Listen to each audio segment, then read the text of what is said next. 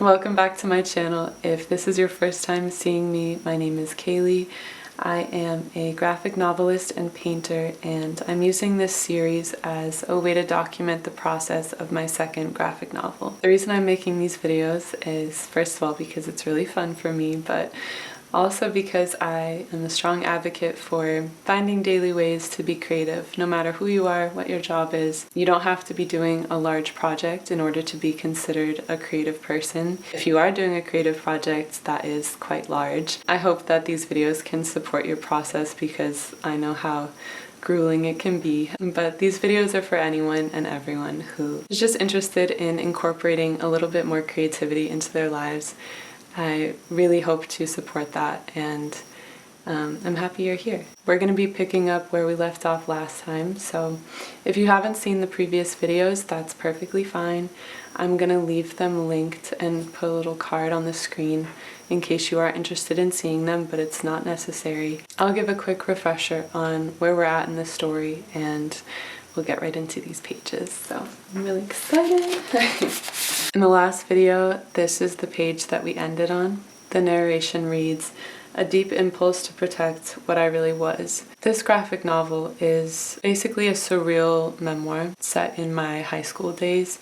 I'm exploring the ways that we are encouraged to split ourselves, reject aspects of ourselves, or hide them from view in order to be accepted, and I think that these messages really start getting to us and we really start implementing them and responding to them ourselves in middle school and high school. Right now, what we're talking about is the idea of splitting oneself in order to protect an aspect of oneself that you don't think is going to be understood or accepted. And so you sort of take it away from the eyes of anyone else. Something that I really want to highlight through my own depiction of this process is that sometimes, and we talked about this in the last video, sometimes the things that we do, especially when we're younger and we don't fully understand the context that we're put in, we can do things and mask ourselves in ways that feel like,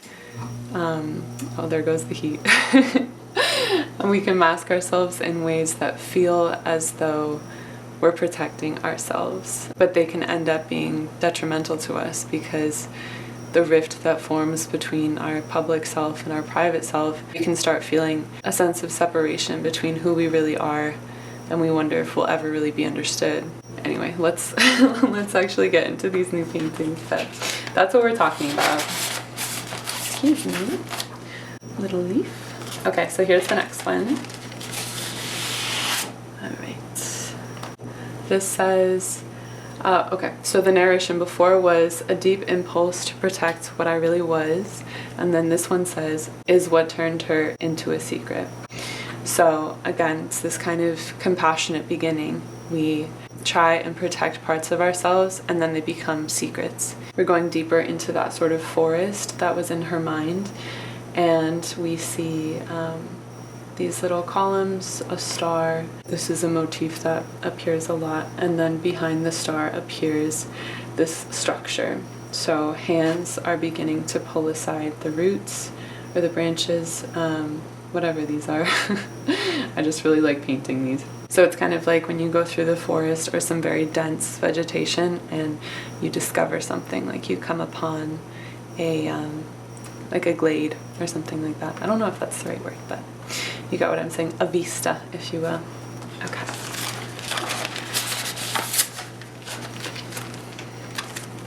Alright, oh my god. This is my pride and joy. I'm so happy with this one because I am a huge geek for abandoned buildings, and there's a story behind this one.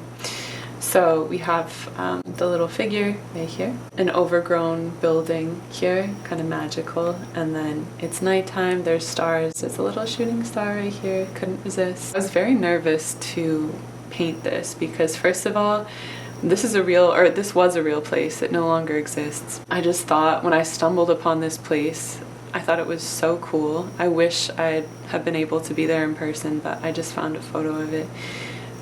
It's called Newry Mill. It's in South Carolina, and they just turned it into apartment buildings. Yeah. I am really happy that I found old videos like on Reddit of people exploring this building and I was hooked. This is a representation of how magical I felt when I was in my own little world. And I am definitely not the only one who's obsessed with abandoned buildings. I think a lot of people are naturally drawn to them, and so I wanted to represent the feeling that I felt either in waking life or in dreams, because I had a lot of dreams of being in abandoned places.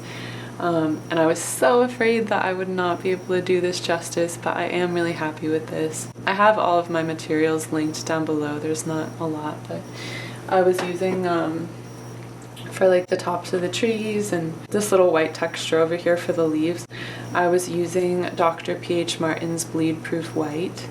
I really like this.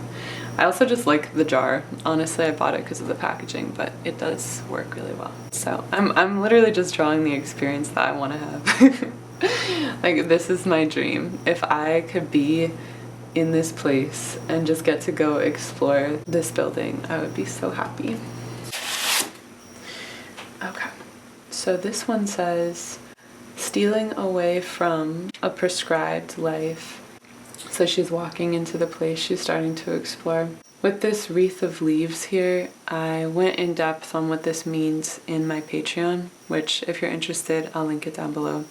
Every week I do sort of a deep dive on the painting that I did that week and what the symbolism means, how it's related to certain things that have come before it. The first book actually ended with this wreath symbolism. That's all I'm gonna say because we would be here all night. But I absolutely love being able to connect symbols that bear important meanings to me and like things I'm trying to communicate. I love being able to use those symbols in different contexts to sort of layer the meanings and draw them together, even though the two places that this has appeared, the two places are very different. Let's go to the next one. Let's move this little leaf here. Okay. Oh, the words in the previous page were stealing away from a prescribed life.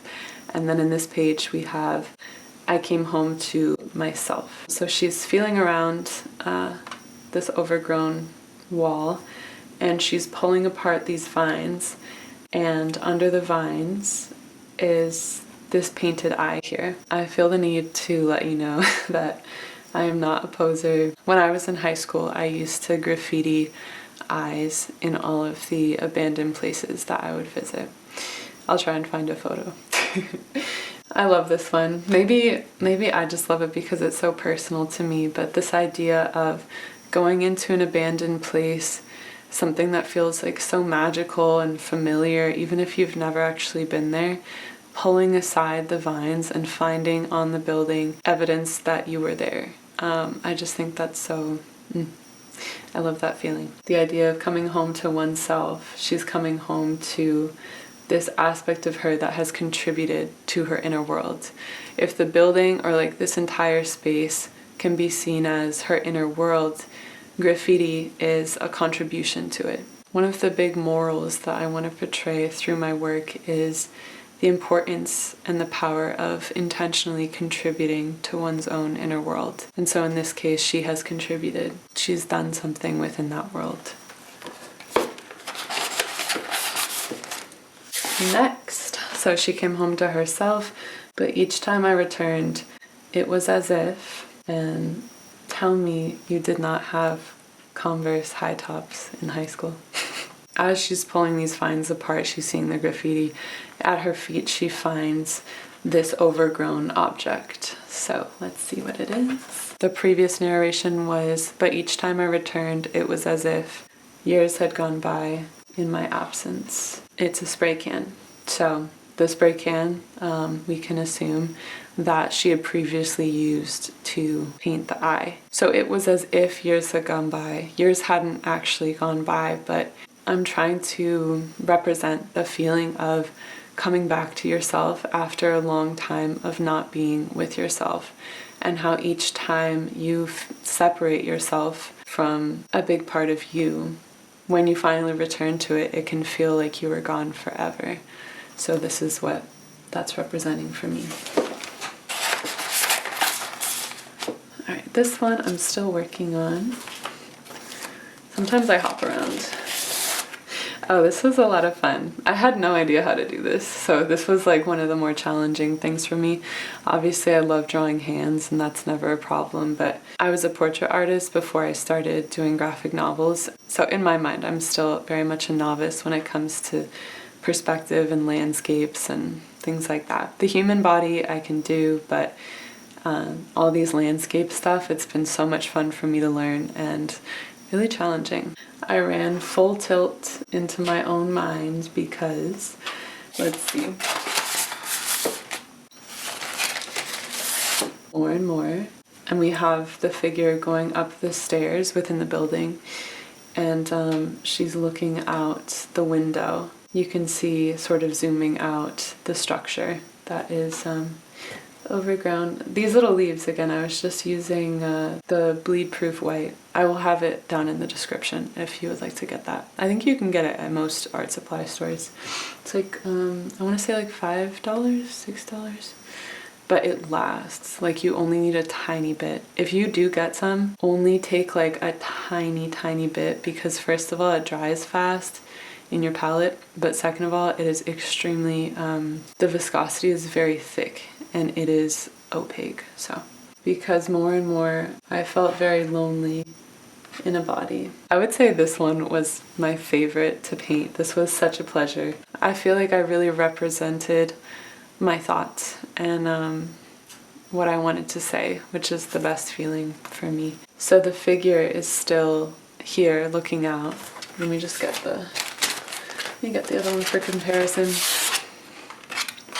We've already begun to zoom out a little bit. The figure's just there. Like, you can see her face first. She's staring out, and then she's just this little shadow here looking out, and then we zoom out even further. She's still here. So she is in this beautiful place, but it's in her own mind, and the expression on the character's actual face is one of sort of sadness and disassociation. The beauty that you're experiencing in your own mind and your own world, you feel that it's untranslatable. If you are feeling that way right now, if you feel like your experiences by yourself are something that you'll never be able to share and you'll never really be able to experience outside in the world or as the person that you are in the world, it's a really difficult emotion to experience, and it also feels like it's just never going to pass and it's just a fact of life. What this graphic novel series has done for me throughout the entire process is given me the faith and the evidence that I won't always feel that way. Creating things is, to me, the most powerful way. The heat keeps coming on. It's pissing me off. I mean, it's not pissing me off because I really need that heat. I'm literally in a onesie right now because I'm so cold. If you feel right now that you will never be able to bridge the gap between how you feel on the inside and the person you are on the outside, you absolutely can bridge that gap. A lot of people have talked about this in a lot of different fields and in a lot of different ways. So I'm just speaking from my own experience, and I hope that maybe it can help somebody. I know how painful that feeling is, and the only thing that made that feeling go away for me was bridging that gap creatively, developing the idea of this story and working towards it and teaching myself how to draw these things and paint these things, which I'm still teaching myself. Like, there are so many things that I cannot paint I get really intimidated by, but I absolutely love being in the space that this project has provided for me because I'm able to articulate the things I never thought I could say. It's been one of the biggest blessings in my life. It saved my life, honestly. It's the reason that I am such a strong advocate for people bringing creativity into their lives, because I know it's made the biggest difference in mine.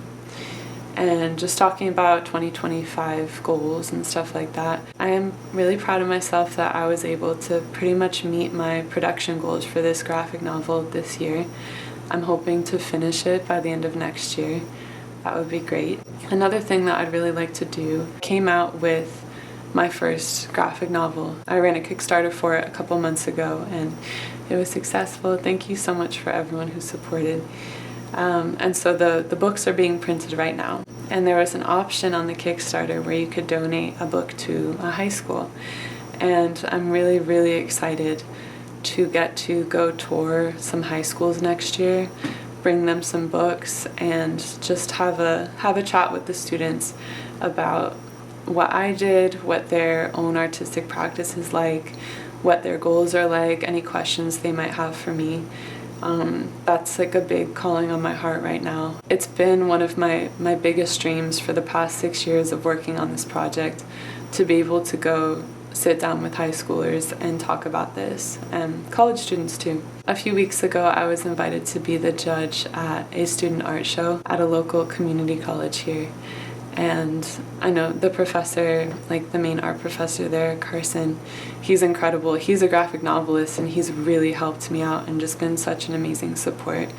And he's definitely someone that I look up to as a teacher and as someone who is always trying to bring other people up, other artists up, and like try and get them resources, try and get them knowledge that they haven't had access to. I was so happy just to be able to hype everyone up and just highlight all of these incredible aspects of the work that they had in the show. And I stayed like I think like 2 hours after, just talking to the students, answering any questions they had for me, asking them about their own work. I smiled all the way home. So it just reminded me that that is success for me. Like, I love making my work, but I also want to make sure that it is of service, and I'm able to learn techniques, able to learn more about the art business, able to learn more about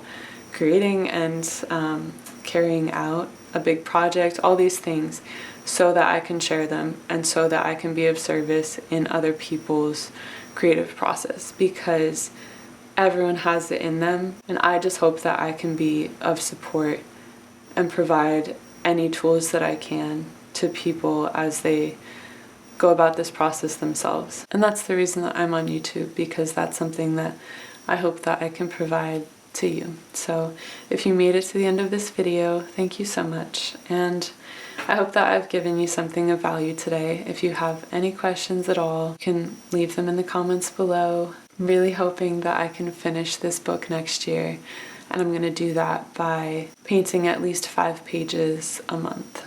I think I'm going to give myself like one rest month just in case, because I think I'll be moving. But yeah, if I can do an average of 5 pages a month, that's what's going to get me to my goal. So let's keep each other accountable. And I will be sharing that process here. I will also be sharing it more in depth on my Patreon, which will be linked down below. And there is an option on there to join my Print of the Month club, where you can get a new print in the mail every single month. If you have any artistic goals for 2025, please let me know in the comments down below. I love reading that. Thank you so much for all your support this year, and if you would like to see more videos like this, hit that subscribe button. I hope that the rest of your year is very cozy, and I will see you in 2025. Take care.